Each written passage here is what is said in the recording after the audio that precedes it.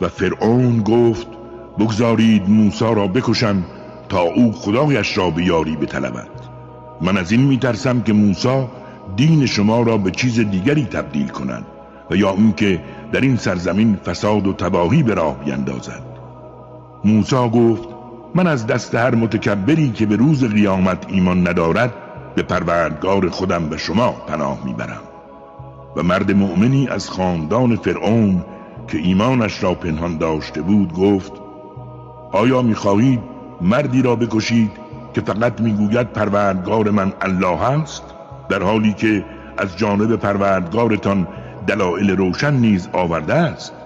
بدانید که اگر او دروغ گفته باشد دروغش به زیان خودش است و چنانچه راست بگوید شما دچار پاره‌ای از عذابهایی که وعده داده است خواهید شد.